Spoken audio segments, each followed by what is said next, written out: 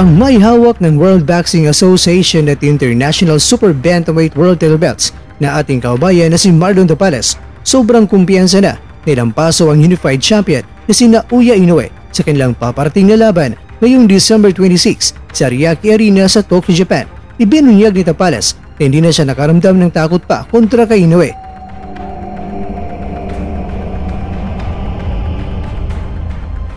Ryan Garcia humirit pa ng isa pa kay Gervonta Davis. Garcia nangangako na golpe de bukol ang sasapitin ni Davis sa kanya kung ikakasaang rematch. Ito po ang mga nilalaman ng ating kwentuhan. Kaya tara, kwentuhan na!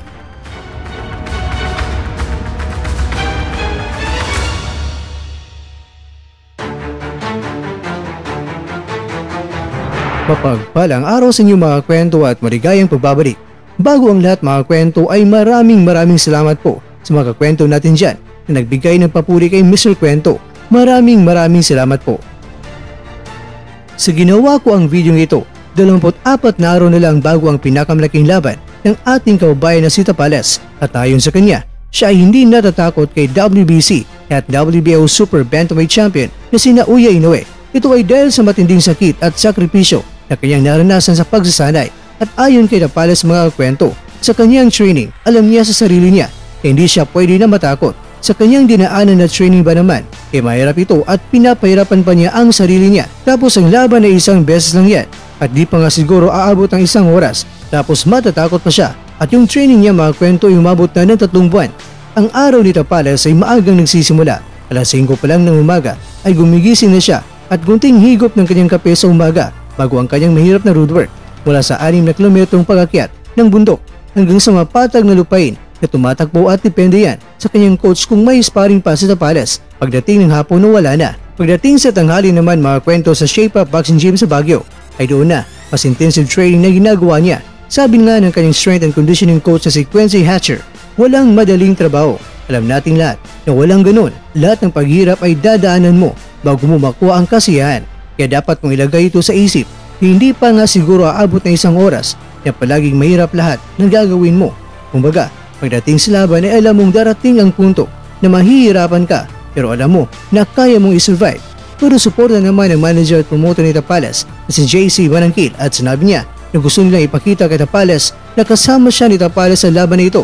Hanggang sa dulo ay sasamahan nila si Tapales para makuha ang goal nila na maging pinakaunang Pinoy na maging undisputed world champion at walang iba kundi si Tapales. Dagdag pa ni Manangkil, itong si Tapales ay isang hard worker at focus talaga sa kanyang training at sa fight niya, at sa ngayon ay masasabi niya talaga na ibang Tapales yung nakikita niya dahil talagang extreme focus na talaga si Tapales. The whole day makikita mo raw na nasa isip ni Tapales ay si Naoya Inoue lang at ang 4 na mga world title belts. At ayon pa nga kay Manangkil, kaya ba ibang level na yung ipinapakita ni Tapales ngayon sa training. At ayon naman kay Tapales, hindi lang para sa kanyang pamilya, inaalay niya ang kanyang nalalapit na laban dahil pati na rin sa kanyang buong team na ibinibigay sa kanya ang lahat na maaari niyang kinakailangan sa training camp. At ayon pa kay Tapales, sa mga tao na tumulong sa kanya, lalong-lalo na sa pag-iinsayo niya, sa team niya, sa kanyang coach si Arnel Fontanilla, ayon sa kanya ay sila yung nagbibigay sa kanya ng tapang at inspirasyon. Kaya gusto ni Tapales na pagkatapos ng laban, siyempre, masaya sila. Mga kakwento, hudyat na ba ito na sinisiguro na ng ating kaubayan ang panalo? Samantala, sa pagkatalo ni Garcia sa kamay ni Tank Davis by way of knockout, pero ayon kay Garcia, hindi siya na best version na Garcia ang nakasagupan ni Davis dahil ibang-iba na Garcia ang nakaharap ni Davis dahil apektado raw ito dahil sa pagkontrol sa kanyang timbang. Kaya kahit na natalo siya, pero para sa kanya ay wala pa rin siyang talo ngayon dahil hindi naman talaga best version na Garcia ang nakaharap ni Davis. Kaya gusto ni Garcia mga kwento na maghari muna siya sa 140 hanggang 147 pounds at makakuha ng titulo. Dahil kapag darating na ang panahon, ay kakasana ang rematch nila ni Davis. Ayon kay Garcia, ay talagang gugulpihin lang niya ito. At ang unang nakaharang na dadaanan ni Garcia mga kwento ay ang taga Mexico na si Oscar Duarte. At ang bakbakan nila ay ngayong December 2 Sabado sa Toyota Center sa Houston at December 3 naman Linggo Manila time.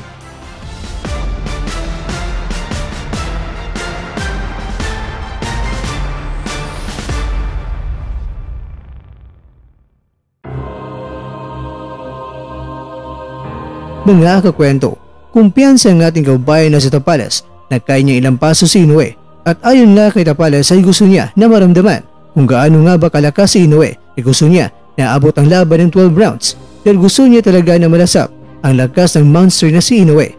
Pero kung may chance ang pabagsakin niya si Inoue ay talagang pababagsakin niya. Kaya nga ang sabi nila para sa mga kwento, sisiguraduhin niya na pagkatapos ng laban ay masaya ang lahat ng kanyang mga kababayan. Kaya naman, The Nightmare laban. Alam naming kayang-kaya mo yan.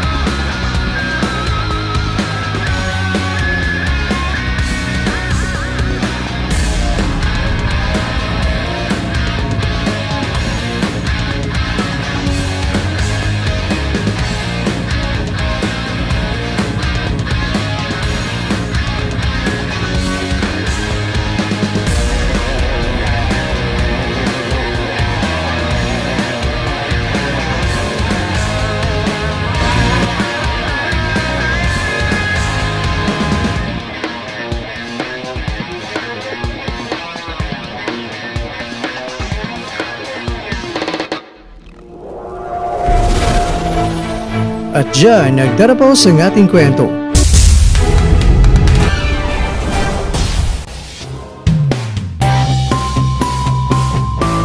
Maraming salamat mga kakwento sa inyong panunood. Pero baka naman mga kwento ay nagustuhan niyo po ang kwento natin ngayon. Baka pwede niyo po kung mabigyan dyan ng like, subscribe at click na rin sa bell button.